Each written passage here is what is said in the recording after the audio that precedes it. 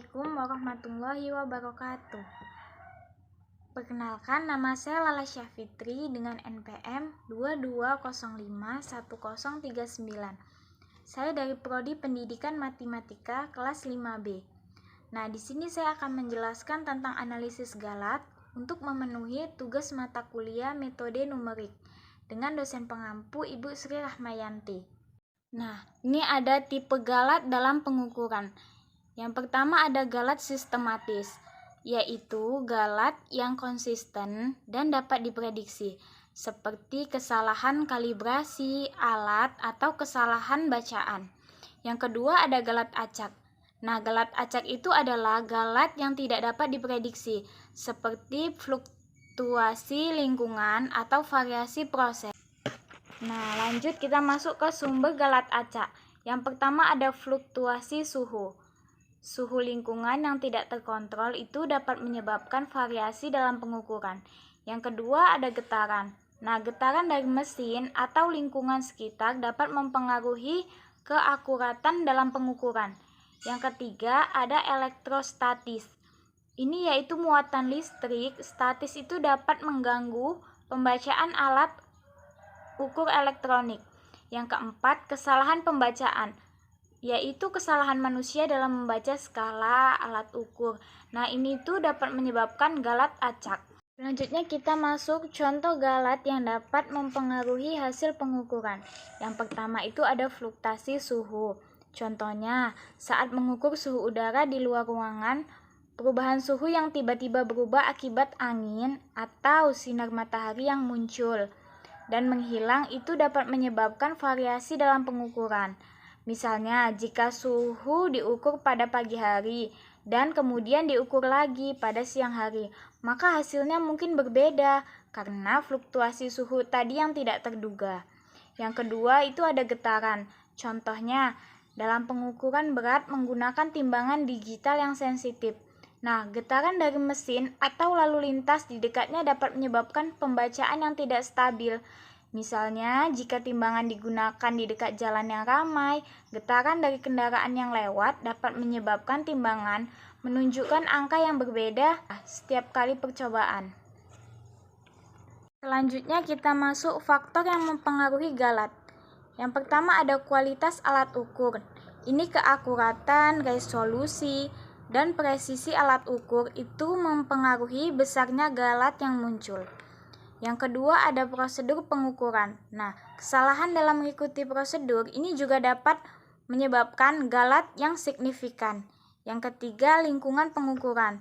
Faktor lingkungan seperti suhu, kelembapan, dan getaran ini dapat mempengaruhi pengukuran galat. Yang keempat ada kemampuan pengamatan. Keterampilan dan pengalaman pengamatan juga berkontribusi pada akurat pengukuran. Selanjutnya kita masuk metode evaluasi galat. Ini ada analisis statistik, yaitu menghitung nilai rata-rata, deviasi standar, dan interval kepercayaan untuk mengevaluasi galat. Selanjutnya ada kalibrasi. Kalibrasi ini yaitu memeriksa dan menyesuaikan alat ukur agar memberikan hasil yang akurat. Yang ketiga ada analisis ketidakpastian. Nah, ini dia menentukan sumber-sumber galat dan menghitung ketidakpastian total pengukuran. Yang keempat ada kontrol kualitas. Nah, kontrol kualitas ini menerapkan prosedur dan praktik terbaik untuk meminimalisir galat pengukuran. Nah, tadi kan udah dijelaskan metode evaluasi galat. Maka kita masuk contohnya. Contoh metode evaluasi galat yang dapat digunakan untuk menganalisis dan meminimalisirkan kesalahan dalam pengukuran. Yang kesatu ini ada analisis statistik. Contohnya, pengukuran suhu tubuh dengan termometer. Nah, ketika seseorang mengukur suhu tubuh dengan termometer digital sebanyak 10 kali berturut-turut, hasilnya mungkin akan bervariasi sedikit, hasilnya berbeda-beda dia. Yang kedua, kalibrasi. Contohnya itu timbangan elektronik di pasar. Nah, sebuah timbangan digunakan untuk mengukur berat bahan makanan. Tetapi hasilnya menunjukkan berat 100 gram lebih ringan dari standar. Yang ketiga, analisis ketidakpastian. Contohnya itu pengukuran volume air menggunakan gelas ukur. Jadi ketika kita mengukur 1 liter air menggunakan gelas ukur, tanda pengukuran pada gelas mungkin memiliki toleransi kurang lebih 5 mm. Yang keempat ada kontrol kualitas, contohnya itu produksi botol plastik. Nah, dalam produksi botol plastik, ukuran tinggi botol harus sesuai dengan standar tertentu, misalnya 20 cm atau kurang lebih 0,5 cm. Selanjutnya ini ada studi kasus analisis galat dalam kehidupan. Yang pertama, pengukuran berat badan. Nah, galat dalam pengukuran berat badan dapat disebabkan oleh posisi penimbangan yang tidak tepat atau kalibrasi timbangan yang kurang akurat. Jadi ketika kita menimbang berat badan itu posisinya harus tepat agar dia tepat juga hasilnya. Yang kedua, pengukuran suhu tubuh. Galat dalam pengukuran suhu tubuh dapat disebabkan oleh posisi termometer yang tidak tepat atau kondisi lingkungan yang tidak stabil. Yang ketiga, pengukuran tekanan darah. Galat dalam pengukuran tekanan darah ini dapat disebabkan oleh posisi lengan yang tidak benar atau mindset yang tidak pas. Jadi pastikan ketika kita melakukan tekanan darah itu kita memasangkan mindsetnya sesuai dengan lengan kita yang benar. Kita masuk contoh galat dalam pengukuran. Yang pertama, ini ada contoh galat sistematis. Ini saya mengambil contoh jam yang tidak tepat. Nah, sebuah jam dinding berjalan lebih lambat 5 menit setiap jam karena masalah mekanis dikarenakan kerusakan pada mekanisme jam seperti pegas atau roda gigi yang aus. Maka efeknya waktu yang ditunjukkan selalu lebih lambat secara konsisten. Yang kedua, contoh galat acak.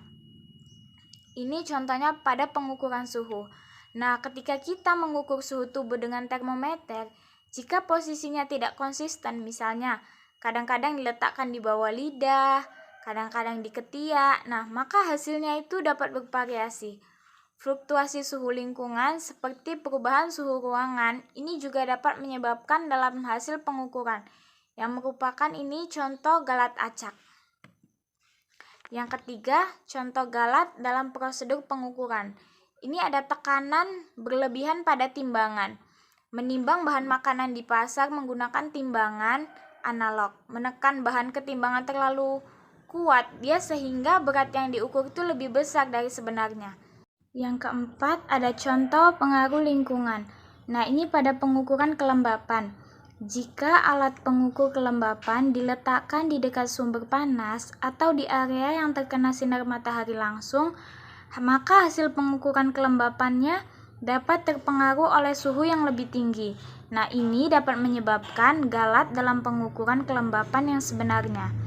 Yang kelima, ada contoh kesalahan pembacaan. Ini pada penggunaan alat ukur. Misalnya ada seorang pengamat yang tidak berpengalaman, mungkin salah membaca skala pada alat ukur seperti pengukuran panjang yang dapat menyebabkan galat dalam pengukuran.